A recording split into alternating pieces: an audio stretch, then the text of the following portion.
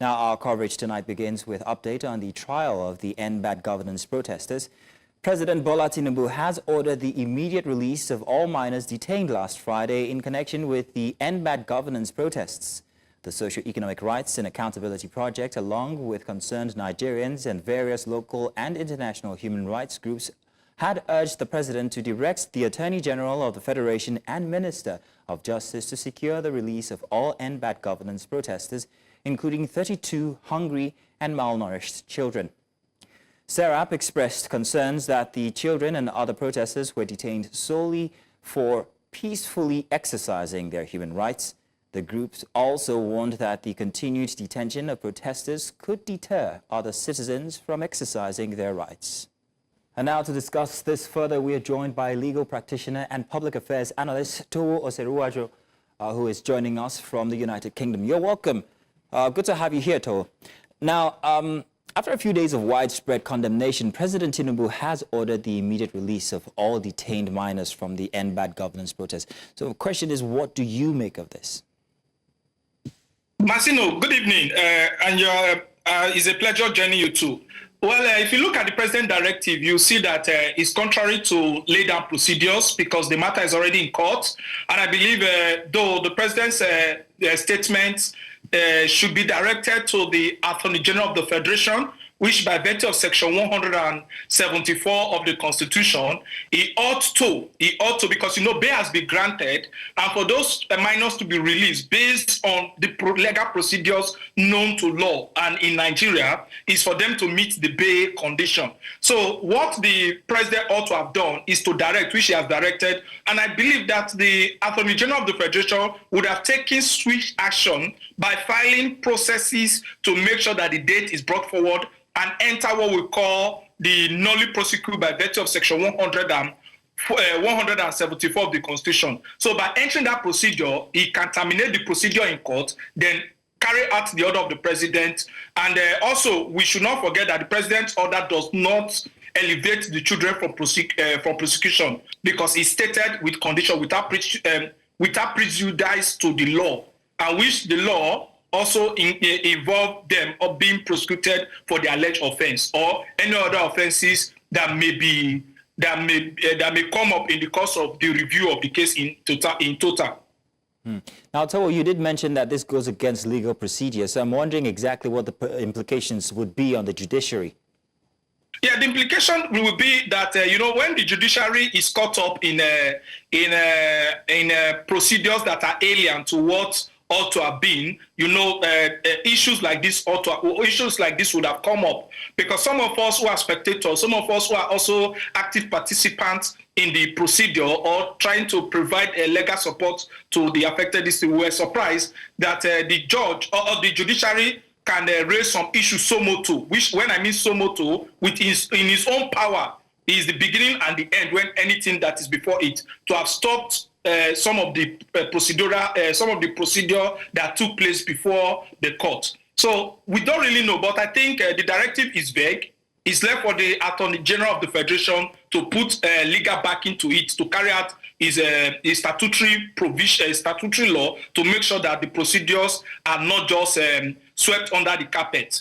So are not just the president is not overriding the judicial powers of the court. Now, Towo, there is a child rights law that actually stipulates exactly how kids are to be detained if they have to be. And this also states that they have to be detained with their parents, or at least with the knowledge of their parents. In this case, we don't see any parents who have come forth, or any consideration given to the parents of these kids. Why is that so? And especially that we're speaking about the judiciary here, of whom should actually know of these procedures. Yeah, you see, why I try to question the first leg of the president directive, I must commend the president on the second leg of his directive, because you could see that, I think, if I can recall one Inspector General of Police, I think there was an Inspector General of Police that made a statement, and which was followed to the latter, that any police officer who incurred any liability as a result of professional misconduct will be held liable personally, and it will be charged against his pension. For that period, between that period of the Inspector General of Police, the police were basically exercising maximum professionalism in how they handle cases.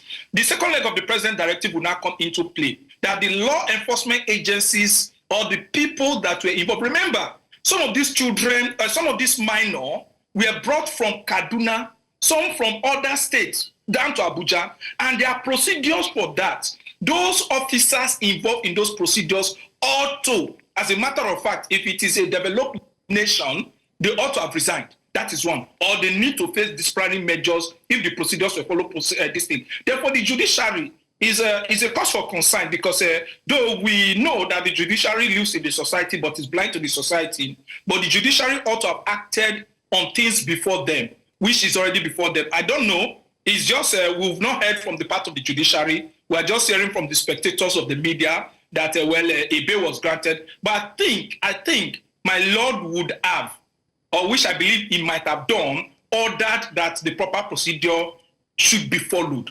So the implication is that it exposes the intelligence or the security agencies as to their respect to human rights and their knowledge as to the law they ought to protect and maintain. It exposed them to that. Then the judiciary, I think it also exposed them as to procedural irregularities or procedural awareness which need to be carried out. Then for the children or for the minor and stakeholders who are involved in this matter, outside the presidential directive, they ought to take further steps. Fundamental rights procedures are open to the children, and those people involved should be held liable gently or individually, including the institutions. Now, so the punishment for treason in Nigeria is actually death. Now, to see this story actually go all the way to have children in court being charged with treason was very, very worrying, especially for the minds of these kids. One has to ask if there is any sample or example from before where there had been a case of such, maybe in Nigeria or any other country, that perhaps maybe we could have taken an example from.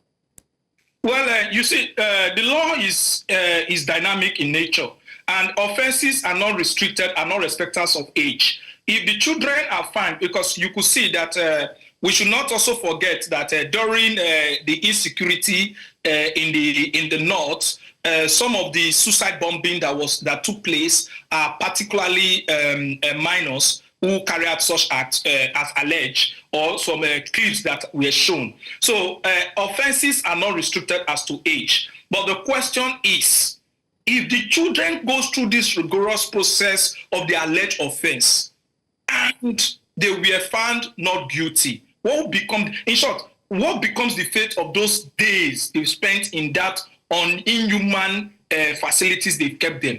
That should be the questions in the mind. Then two, the also questions we should be asking is that the rapid process of investigation of treason is something that is laughable when it comes to the Nigerian police. That is why I fought the office of the Attorney General.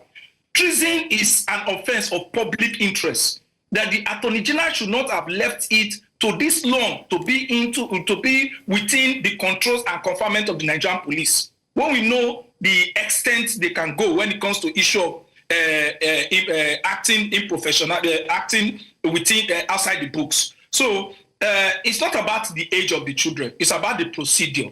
But if they are found innocent, because the president's statement did not elevate them from the alleged offense, he said without prejudice to the law, so they may be charged, furtherly charged, and follow the due process. But what if they found them innocent? That should be the question of everywhere, meaning Nigeria. What if they are found innocent of those? Imagine the tag, treason. Then they are now found innocent. What will become the fate of the children? And what will become the loyalty of those children, of those minors, to the Nigerian society? All right, so now my final question is going to be on the perception of Nigeria to the international community after this case. Well, it has gone international, whether we like it or not. What do you think we would be seen as to the outside community? Well, to some of us, even to Nigerians, the reform of the Nigerian police or the reform of the law enforcement agency is something that this case has actually exposed, that there is little or no reform at all when it comes to the law enforcement agency. That is one. Then two, the uphold to the fundamental right of human is zero level. If they can do this to minor, imagine what others. This is just a segment of the entire processes we are talking about. We're just looking at the minor. We're not looking at people who are just held as a result of exercising their rights. Because when you listen to the prosecuting counsel, I laughed when you look at it, because I don't understand whether the context of terminology is what is misleading there. End bad governance does not mean end government.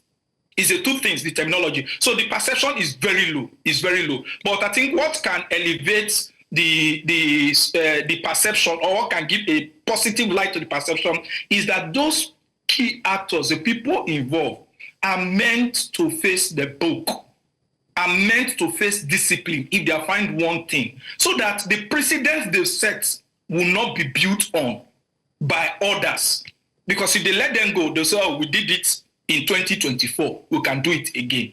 And I'll tell you for free, from very reliable information, some of the officers involved, they are boasting there's nothing they can do.